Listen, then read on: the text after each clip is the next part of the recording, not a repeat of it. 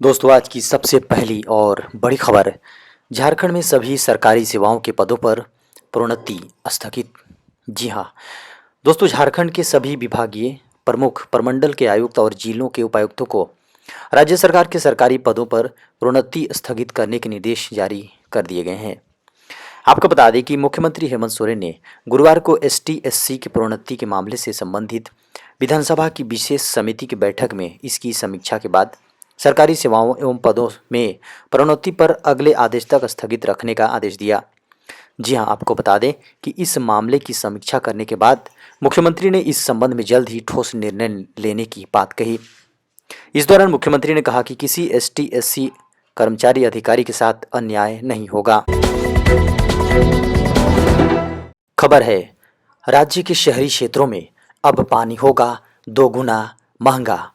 दोस्तों, झारखंड के शहरी क्षेत्र में रहने वाले लोगों पर महंगाई की मार पड़ने वाली है। राज्य सरकार ने झारखंड जल कार्य जल अधिभार जल संयोजन नियमावली 2020 को मंजूरी दे दी है। जी हाँ दोस्तों, इसमें नगर निगम क्षेत्र में पेयजल की दर 5 रुपये प्रति 1000 लीटर को बढ़ाकर 9 रुपये कर दी गई है। इसी तरह नगर परिषद में 7 रुपये और नगर पंचायत क्षेत्र में 5 रुपये तय की गई है। अब वाटर मीटर लगाना भी जरूरी होगा। अवैध कनेक्शन पकड़े जाने पर घरेलू उपभोक्ताओं पर 4000 और अन्य उपभोक्ताओं पर 10,000 रुपये जुर्माना लगेगा। विभाग की ओर से अधिसूचना जारी होते ही यह व्यवस्था प्रभावी हो जाएगी। सरकार का तर्क है कि पानी की दर का निर्धारण 2006 में ही किया गया था। इसके बाद 14 साल में इसमें कोई बढ़ोतरी नहीं हुई, जबकि इस दौरान महंगाई कई गुना बढ़ गई। खबर है, केंद्र ने DTH के नियमों में किया बड़ा बदलाव। दोस्तों, केंद्रीय मंत्रिमंडल ने बुधवार को डायरेक्ट टू होम यानी कि DTH सेवा प्रदान करने के लिए दिशा निर्देशों में संशोधन को मंजूरी दे दी है। इससे अब 20 साल के लिए लाइसेंस जारी किए जा सकेंगे। इसके साथ ही लाइसेंस का फीस का कलेक्शन सालाना की जगह 3 महीने के आधार पर लिया जाएगा। इससे सरकार की लगातार कमाई भी होती रहेगी और DTH सेवा देने वाली कंपनियों पर भी एक साथ बोझ नहीं बढ़ेगा। प्रधानमंत्री नरेंद्र मोदी की अध्यक्षता में हुई केंद्रीय मंत्रिमंडल की बैठक में इस मामले को मंजूरी दी गई है।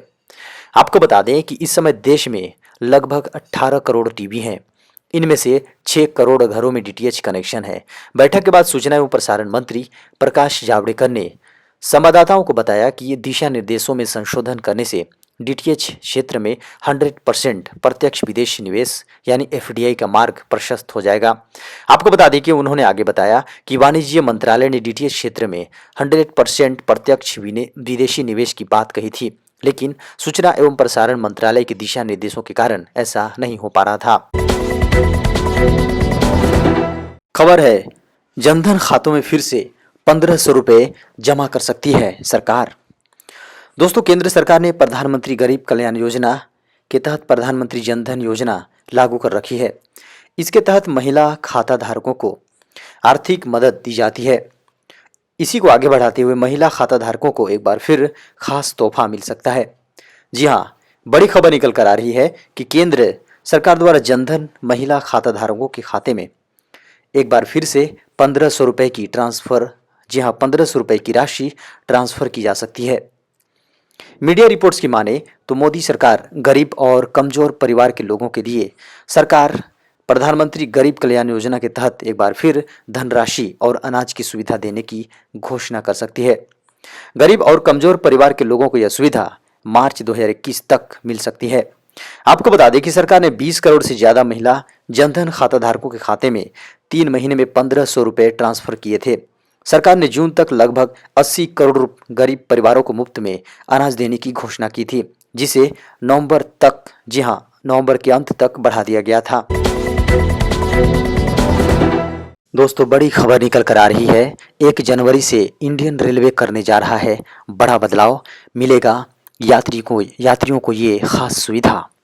जी हाँ दोस्तों, नए साल 2021 से ट्रेन में सफ़र करने वाले यात्रियों को बड़े बदलाव देखने को मिलेंगे। आपको बता दें कि भारतीय रेलवे साइड लोअर बर्थ में बड़ा बदलाव करने जा रहा है। आपको बता दें कि अभी तक पुराने कोच में फोल्डिंग वाली बर्थ का इस्तेमाल होता था। इस बर्थ में यात्रियों को काफी परेशानी का सामना करना पड़ता था। इसके अलावा यात्रियों को कमर दर्द से जुड़ी समस्याओं का भी सामना करना पड़ता था। जी हां, आपको बता दें कि नए कोच में आपको गद्दीदार सीट की सुविधा मिलेगी। यह सीट 6 फीट लंबी होगी। आप इसको फोल्डिंग बर्थ के ऊपर रखकर आराम से सो सकते हैं।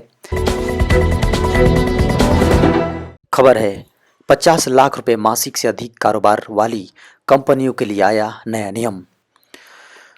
दोस्तों, वित्त मंत्रालय ने कहा है कि 50 लाख रुपए से अधिक के मासिक कारोबार वाली इकाइयों को अनिवार्य रूप से कम 1% माल एवं सेवा कर जीएसटी देनदारी का भुगतान नकद में करना होगा। यह कदम जाली बिल इनवॉइस के जरिए कर चोरी रोकने के लिए उठाया गया है। केंद्रीय अप्रत्यक्ष एवं सीमा शुल्क बोर्ड यानी सीबीआईसी के जीएसटी कर नियमों में कुछ बदलावों को अधिसूचित किया है। इन बदलावों के तहत जीएसटी पंजीकरण लेने तथा इनपुट कर क्रेडिट के जरिए कर देनदारी के निपटान की शर्तों को कड़ा किया गया है। सीबीआईसी ने जीएसटी नियमों के नियम 86 बी पेश किया है, जो 1 जनवरी 2021 से लागू होगा। यह नियम जीएसटी देनदारी नियमों के लिए इनपुट कर क्रेडिट के अधिकतम 99% तक ही इस्तेमाल की अनुमति देता है। खबर है नितिन गडकरी ने भाजपा शासित इस राज्य को दिया बड़ा तोहफा। दोस्तों, सड़क परिवहन और राजमार्ग मंत्री नितिन गडकरी ने असम में शुक्रवार को राष्ट्रीय राजमार्ग से जुड़ी 27 परियोजनाओं का शिलान्यास किया और कहा कि इन पर काम पूरा होने से राज्य में परिवहन और बेहतर होंगी। गडकरी ने कहा कि इन परियोजनाओं के बनने से राज्य में राष्ट्रीय राजमार्गों की लंबाई 439 किलोमीटर बढ़ जाएगी और इन परियोजनाओं पर करीब 2366 करोड़ रुपए की लागत आएगी। उन्होंने कहा कि राष्ट्रीय राजमार्ग से जुड़ी इन परियोजनाओं पर काम पूरा होने से राज्य में वाणिज्यिक गतिविधियां बढ़ेंगी, सामान की आवाजाही आसान होगी और सीमावर्ती क्षेत्रों में कनेक्टिविटी बढ़ने के साथ ही रोजगार और पर्यटन को बढ़ावा मिलेगा। इससे किसानों को अपने उत्पाद को बाजार में पहुंचाने में भी आसानी होगी। गडकरी ने इस दौरान पूर्व प्रधानमंत्री अटल बिहारी वाजपेयी की कांसे से बनी आदमकद प्रतिमा का भी अनावरण किया। खबर है मिसाइल पावर का बादशाह बन चुका है भारत। दोस्तों, आज के वर्तमान समय में भारत अपनी मिसाइल ताकत को बढ़ा रहा है।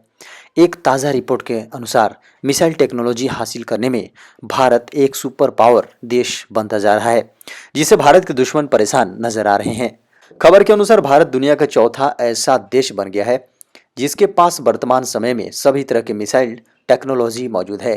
कुछ दिन पहले भारत के वैज्ञानिकों ने हाइपरसोनिक टेक्नोलॉजी को भी विकसित किया था, साथ ही साथ इसका सफल टेस्ट भी किया था। मिली जानकारी के अनुसार भारत दुनिया का चौथा ऐसा देश है जिसके पास ये तकनीक है। अब तक अमेरिका, रूस और चीन के पास ही हाइपरसोनिक टेक्नोलॉजी थी। बहुत जल्द भारत खुद का हाइपरसोनिक मिसाइल भी तैयार कर लेगा। इतना ही नहीं, भारत ने लंबी दूरी के बैलिस्टिक मिसाइल के साथ साथ स्पेस में मौजूद सैटेलाइट्स को उड़ाने वाली मिसाइलें भी तैयार कर रही हैं।